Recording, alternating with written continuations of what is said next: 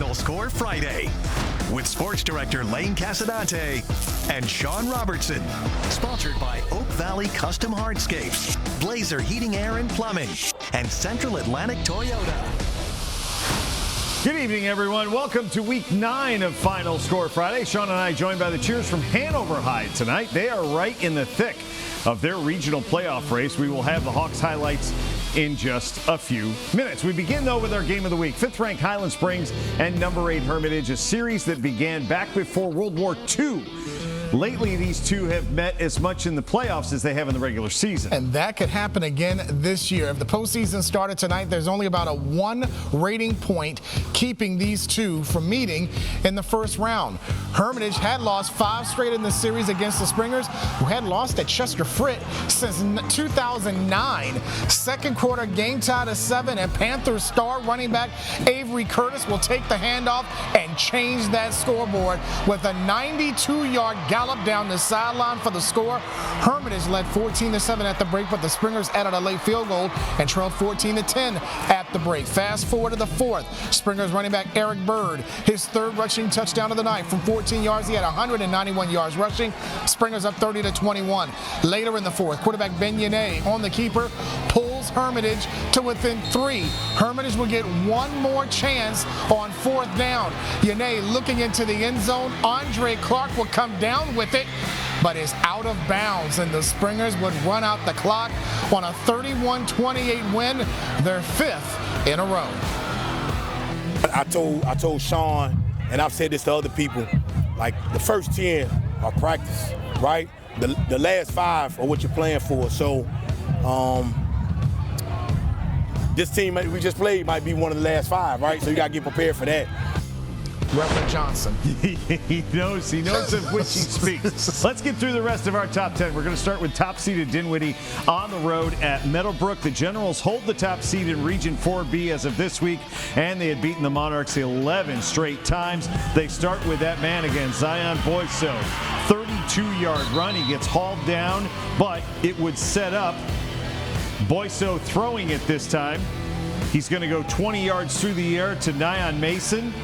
And just like that, Generals have a quick 7-0 lead. Dinwiddie then, special teams, is going to come up with a turnover off the bad snap on the punt. Generals recover, take over.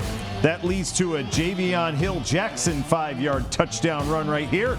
And the Generals double their lead to 14-0. Second quarter, Boyso and Mason are going to hook up again on a 22-yard touchdown pass. It was all Generals, as our director, Sienna, is so quick to show everyone. Want to show that score off. 7-8, the Generals knock off the Monarchs. They improve to 9-0. Second-ranked Varina hosted Atlee last night. The Blue Devils inching their way up the Region 4B rankings. Again, over in the East End 24 hours ago. Pick it up in the first quarter. Caleb Weish with an 11-yard touchdown run to give the Blue Devils the early 6-0 lead as they missed the extra point. But then more from Weish as he hooks up with Trevion Rogers. This is good from 34 yards out. It's 14-0 after the Springers, actually after Varina hit the 2-point conversion. Then Weish again to Damari Carter, goes one side of the field to the other side of the field. 20-0 Blue Devils. Ivan Thomas will tackle on a 25-yard touchdown reception. Varina rolls 69-6 over Atlee, their 8th straight win over the Raiders. We head out to Powhatan tonight, where the Indians hosted 4th-ranked Manchester. The Lancers still trailing Oscar Smith for the top seed in Region 6A.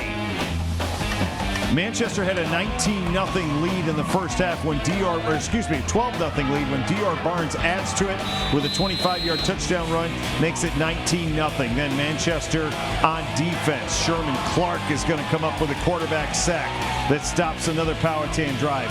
Then Landon Abernathy, 10 yards to Justin Fabian, makes it 27-0. All Lancers as they get their 3rd shutout of the season as they beat the Indians 55-0. Two teams that could each use a win. Trinity Episcopal on the road at Glen Allen.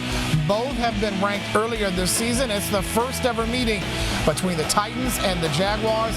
Rafi Puccinelli out for the rest of the year with a fractured clavicle.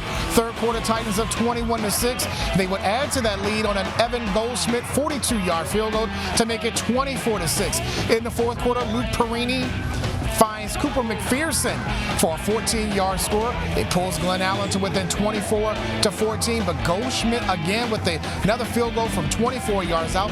Titans are now 7-1 on the year after a 27-14 win.